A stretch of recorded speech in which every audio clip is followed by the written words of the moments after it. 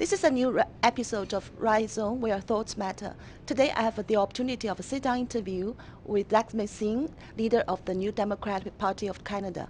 Zachary Singh, welcome to our show. Thank you so much. Before we talk about policies and NDP's policies and platform, let's talk something about yourself. You published a book called Love and Courage, in which you wrote candidly about how you grew up. So would you please tell us something about yourself? Sure. I shared with readers about my challenges, some of the things that I faced when I was a kid. I faced some racism because of the way I looked. I was bullied. I also was mistreated by a teacher, survived a sexual assault. And then when growing up, my dad had to struggle with addiction, and it was really difficult for our family. And living with that was something that was very challenging. And then my family went through a lot of financial difficulties. Throughout all these challenges, I couldn't have done it on my own. I couldn't have got through all those challenges on my own. A lot of friends, a lot of family, and some people I didn't know stepped up and helped me out. But Canada also had invested in things like education. They were able to help me get through these difficult times. And my father got better when he was really sick, when he was struggling with addiction because of a publicly funded rehab center. So that's why I really passionately believe in taking care of one another. People took care of me when I was in a tough spot, and I believe we can build a Canada where we take care of each other. Yeah. So I guess you faced lots of racial discriminations while you were growing up. How did you deal with it? What community helped you? So sometimes it's hard when people are making fun of you for the way you look to really believe in yourself and to believe that you belong. So those are difficult things to overcome. And during those tough times, my mom taught me a lot about understanding that each of us have a self-worth and a value. That was really important to me. My friends helped me out when I was going through tough times and I wasn't sure if I belonged, and they made me feel like I belonged. But I know a lot of people had it worse than me. I was able to defend myself. I had taken martial arts and I could protect myself, but I know a lot of people couldn't do that. They couldn't defend themselves, and they still can't. And I think about those people, and that's why I want to build a Canada where no one suffers barriers because of who they are or because of the way they look. We can build a Canada where everyone feels like they belong and can realize their full potential and realize their dreams. So that's why you joined NDP, because you share some of the same values with the party? Yeah, so I joined the NDP when some of my friends encouraged me to run in politics, and my brother really encouraged me a lot. And we looked at the parties and said, well, which one would have the values that reflect the struggles that we've gone through? And we always felt, my dad always said to me when I was growing up, we should make decisions that help the people that need help, not the people at the very top, the richest. They're already doing well. And so he always reminded me that when I was growing up. And the party that was most committed to fighting for people has always been the New Democratic Party. And I was inspired by Jack Layton. I used to see him and see how he did politics differently, how he connected to people, and he was someone who fought for people. And that made me realize that that's a leader I wanted to be like, but also a party that made sense. So when I chose to run, it was easy for me to choose the New Democratic Party because that was a party that best reflected the journey that I had gone on, the struggles I had faced, and the hope that I wanted to give to people. So what was your vision when you won the leadership? Well, I was hoping that I could inspire a lot of people because I'm only here today because other people broke barriers. They dreamed bigger and allowed me to dream of maybe one day doing something. And I'm hoping that young people see me running for prime minister and think that they can do anything in their life. And I was really inspired when young people come up to me and tell me that. They say, you know, when I see you do this, I feel like I can do things. I feel like I can actually get involved. And that inspires me. That makes me feel proud that I can give young people the same hope that other people gave me. Yeah. So in the upcoming federal election, what do you think some of the key issues that Canadians are facing? Well, one of the biggest concerns that Canadians have is housing. People can't find a place to live and they're worried. And Mr. Trudeau has said a lot of nice things, but he actually funded housing 19% less than Mr. Harper. So he's turning his back on families. A lot of people are worried about healthcare. And one of the best things we can do to improve the healthcare system is to make sure people have coverage for medication. And Mr. Trudeau again turned his back on families and said, no help is coming, and instead helped out the powerful, wealthy pharmaceutical companies and insurance companies and said no to families who need help. I believe we can do better. I believe we can build a healthcare system where Everyone has access to medication and dental care. Head-to-toe healthcare coverage is possible if we make decisions that help people, not the powerful corporations, but we focus in on what we can do for people. That's something that I want to bring. Yeah. So one of the key issues in this election is the climate change. Yes. Yes. So you've plot a plan to fight the climate crisis, depending on water and land. So, but maybe for ordinary people, they cannot tell very clearly what's the difference between your party and the Green Party's platform. Absolutely. So I want to make that really clear. The the commitments we have, many experts who are experts in climate crisis and experts in the environment said that our plan is one of the best plan. And I'm proud of that. Well, the Greens also care about the environment. They understand we've got to act urgently. I know when I see young people who are worried about the future, thousands of young people who came to the streets saying we need the politicians, we need the leaders in our country to do something. They were protesting against Mr. Trudeau's decision to buy a pipeline. To those young people, I say I'm going to fight for you and will not let you down. But what makes us different from the Green Party is Ms. Maya said she would be willing to work with and put Mr. Scheer in the Prime Minister's seat. I've said I'm not willing to negotiate on healthcare and education. Conservatives cut the things that families need, and for me, there's no choice to negotiate with someone who's willing to cut healthcare or education or housing. I want to build and invest in those things. So that's the real difference. We don't believe that those things can be negotiated. So you've said no to pipeline, but also you advocate about a grid structure, right, across the country. Yes. So how can this possible? Well, we know that electricity and access to clean electricity is something that's going to make us more competitive in the future. The whole world is headed towards more and more renewable energy, where we're using less and eventually no carbon for fuel. And we've got lots of electricity in Canada, but they're mostly focused in BC, Manitoba, and Quebec. There's many provinces that don't have any access to clean electricity. If we connect those provinces with a climate bank, with funding that will allow provinces to connect between those provinces that have lots of clean electricity and those that don't, we can create better opportunities. It can create jobs, lower the cost of electricity, create better opportunities to run businesses with low cost, clean energy. That's the future. I want to invest in infrastructure, but I want to invest in infrastructure that's going to help us for the long term, not just for the short term, but it's going to be there for us when we need it. Yeah, another issue is that I'm very impressed about your universal Obamacare for all.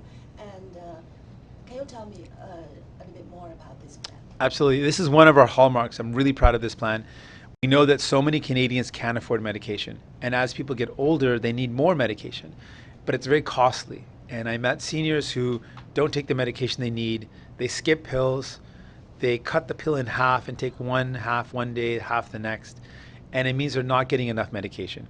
And what happens when someone doesn't get treated, they get more and more sick and they end up in the hospital. And then someone ends up in a hospital bed that costs $1,500 a day just because they couldn't afford a $5 a day pill. That makes no sense. So our plan is this. We're going to go to each province that already spends money on medication, because when you go to the hospital, medication is covered. We're going to tell those provinces that for the same amount of money you're already spending, we're going to put in place a $10 billion commitment, and we'll cover everyone in the province. We'll cover everyone in Canada. Our plan is basically this. If you need health care or if you need medication in our country, you should use your health card, not your credit card. That's our plan. What about the dental care? Yes, the dental care is another big step forward. We want to cover 4.3 million Canadians, and this plan is a public government insurance plan to cover dental services. We can cover all the Canadians in our country that earn less than $70,000 a year that don't have insurance coverage. They can be covered immediately. Our plan would cost $856 million, which is far less than the $14 billion that Mr. Trudeau spent on the richest corporations to buy corporate jets and limousines. We could in fact pay for this program 14 times over with that one promise that Mr. Trudeau made to the richest corporations. We would cancel those commitments to the richest and instead help people out who need dental care services. And right now, most Canadians are actually suffering from this housing crisis. Yes. If you are elected, how would you deal with this crisis? Well, two parts. One, some of the root causes of why prices are going so high are speculation and money laundering. So I would clamp down on those two things. Then we need to build more affordable housing. In other countries where the housing is affordable, the governments have built more low cost, affordable housing that's quality, that doesn't actually cost people a lot of money.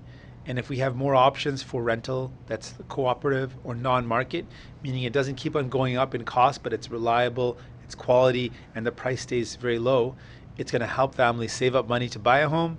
It's going to give people a chance to live somewhere that's very affordable. And that's what we need to do.